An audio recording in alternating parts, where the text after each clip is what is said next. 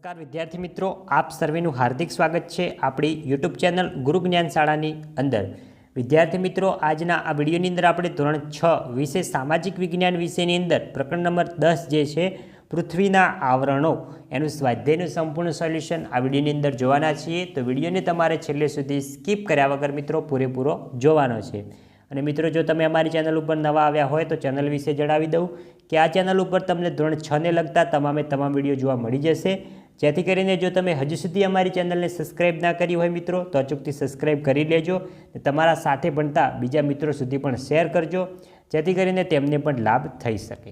તો હવે આપણે સ્વાધ્યાયનું સોલ્યુશન સ્ટાર્ટ કરીશું।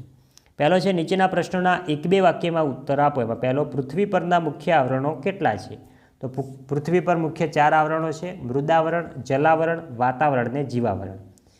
જોઈએ બીજો, મૃદાવરણ એટલે શું? તો મૃદા એટલે માટી, પૃથ્વી પરનો પોપડો।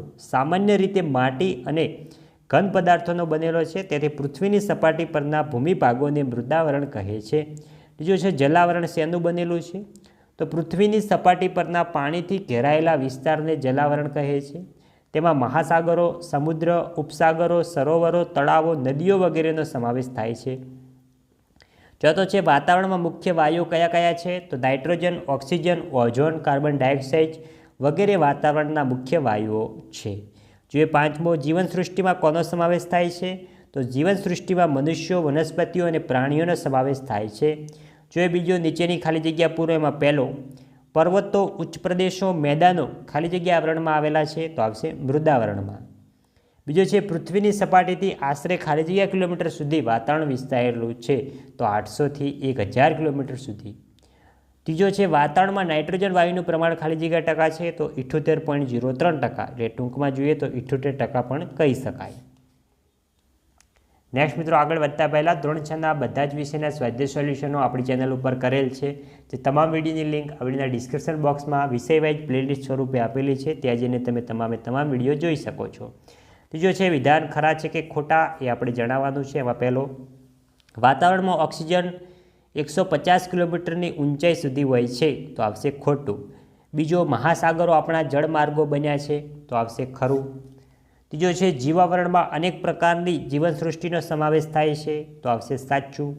ચોથો, પૃથ્વીની સપાટી પર પાણી અને હવાને કારણે સજીવ સૃષ્ટિ વિકાસ પામે છે, તો આવશે સાચું।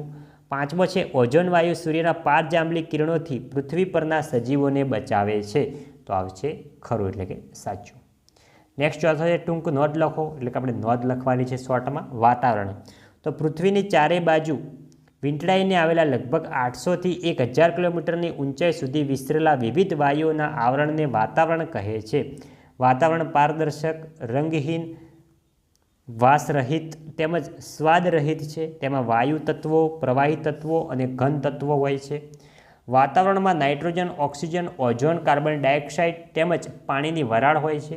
વાતાવરણમાં આ વાયુઓ ઉપરાંત ધૂળના રજકણો, ક્ષારકણો, સૂક્ષ્મ જીવજંતુઓ, ઉલ્કાપકણો વગેરે હોય છે। જ્યારે પૃથ્વી સપાટીથી ઊંચે જતાં હવા પાતળી થતી જાય છે।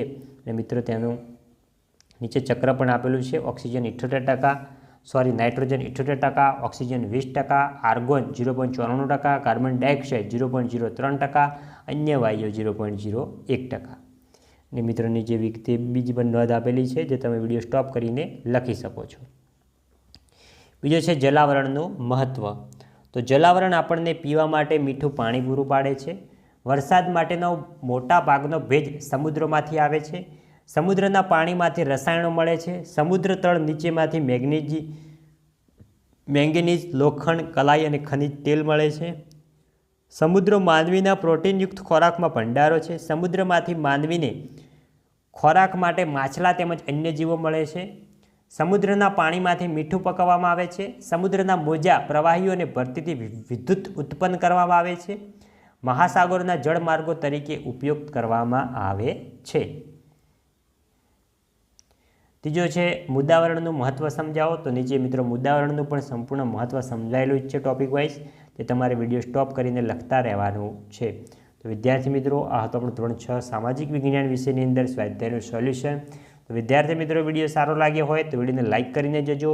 ચેનલ ઉપર નવા હોય ચેનલને પણ અચૂકથી સબસ્ક્રાઇબ કરીને જજો। મળીશું આવનાર વિડીયો સાથે, ત્યાં સુધી આવજો, જય હિન્દ, જય ભારત.